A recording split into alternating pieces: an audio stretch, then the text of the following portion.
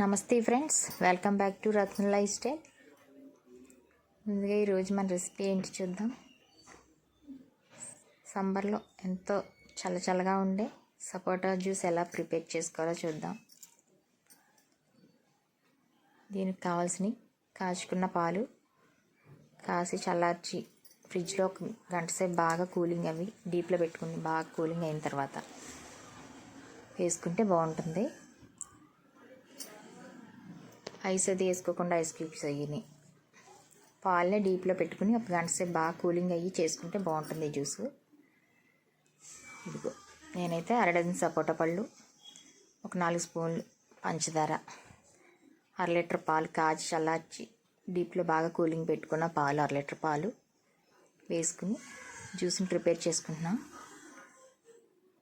సమ్మర్లో దొరికే ఫ్రూట్ ఇది ఒకటి కనుక సపోటా పండు అవి వచ్చిన నాళ్ళు ఇలా చేసుకుంటూ ఉంటే రోజుకో రకం జ్యూస్ చేసుకుని తాగితే సమ్మర్లో చాలా మంచిది. హెల్త్కి కూడా చల్లగా ఉంటుంది. మనకని తాగితే కడుపులో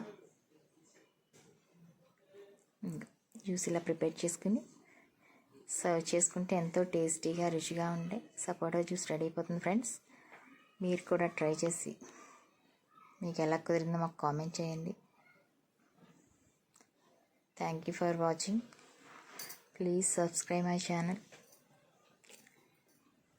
ఎంతో సింపుల్గా అయిపోతుంది. మనకు అన్నీ రెడీగా ఉంటే 10 నిమిషాల్లో చేసేసుకుని